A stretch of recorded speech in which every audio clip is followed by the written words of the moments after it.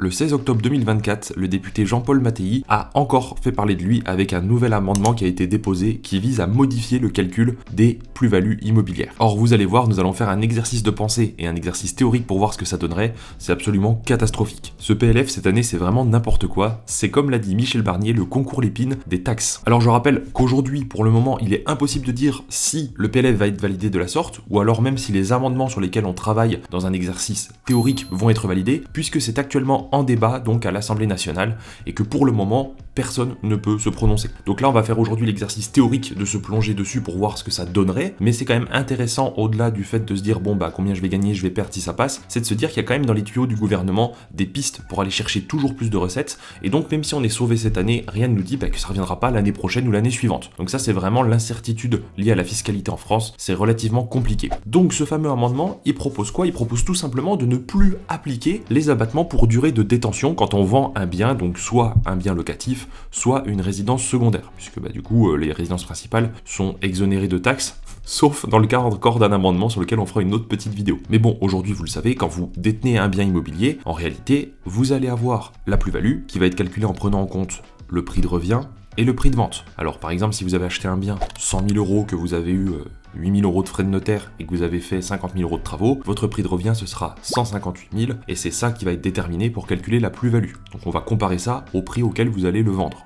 Le seul cas de figure où la plus-value peut être calculée différemment aujourd'hui, c'est si vous avez fait de la location nue avec du déficit foncier en imputant les 50 000 € pour créer du déficit. Et donc dans ces cas-là, les travaux ne peuvent pas être pris en compte dans le calcul de la plus-value. Donc dans mon exemple, il n'y aurait que 100 000 plus 8 000 de frais de notaire. Si vous n'avez pas fait de travaux, vous avez le droit, lorsque vous possédez un bien plus de 5 ans, à une majoration de 15% au titre d'un potentiel forfait travaux. Typiquement, j'achète un appartement 100 000 €, gardons cet exemple, et je le revends au bout de 10 ans. Alors j'aurai le droit d'appliquer mes frais de notaire soit au réel, soit de manière forfaitaire à 7,5%, plus le notaire qui va calculer ma plus-value peut retenir un forfait de 15% titre d'hypothétiques travaux que j'aurais fait. Donc mon prix de revient ce sera 100 000 plus mes frais de notaire plus 15 000 de travaux. Voilà, donc c'est comme ça que c'est calculé aujourd'hui. Et ensuite vous avez, et là je vous l'affiche à l'écran, le tableau donc des calculs des taux en fait, des plus-values immobilières, puisque vous payez 36,2% de taxes sur votre plus-value de 0 à 5 ans, et après c'est dégressif d'année en année pour finalement arriver à 0% en 30e année. Bon, sachant que de la 24e à la 30e année, c'est vraiment dégressif, il reste plus grand chose à payer. On peut dire que quand vous gardez un bien, allez, un peu plus de 25 ans, vous n'êtes quasiment pas taxé du tout. Ce système, il a été mis en place pour justement lutter contre la spéculation.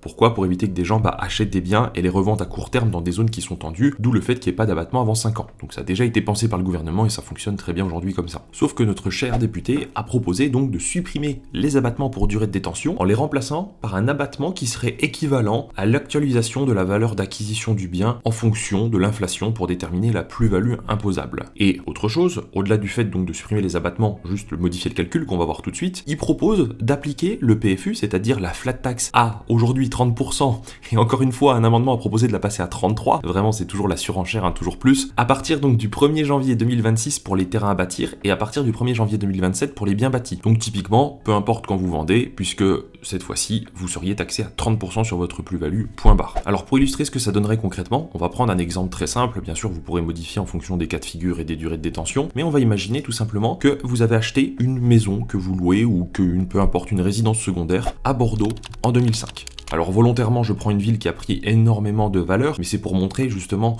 l'ampleur des dégâts que ça pourrait causer sur les propriétaires immobiliers. Donc admettons que vous ayez acheté cette maison, donc petite maison à Bordeaux en 2005. Aujourd'hui, si on prend l'inflation de bordelaise, ça veut dire qu'il y a eu 225% d'inflation en moyenne sur les maisons. Donc c'est colossal, c'est une des villes où ça a le plus évolué encore une fois. Donc ça veut dire qu'aujourd'hui, vous la revendriez 325 000 € cette maison. Donc ça, c'est sa valeur aujourd'hui. Si on va sur France Inflation et qu'on regarde l'inflation comme le suggère le député, on voit que pour 100 000 € en 2005, ça correspond aujourd'hui à 139 000 €. Donc on a eu 39% d'inflation contre de l'immobilier qui a pris 225% dans certaines zones. Donc typiquement, si on applique le calcul, très bien, je vends ma maison 325 000 €, je déduis mon prix d'acquisition, donc 100 000, plus du coup l'inflation, donc en fait je fais 325 000 mon prix de vente, moins 139 000 mon prix d'acquisition inflation corrigée, et ça me donne une plus-value taxable de 186 000 €. En temps normal, aujourd'hui, au bout de 20 ans, je suis taxé à 14,8% sur ma plus-value.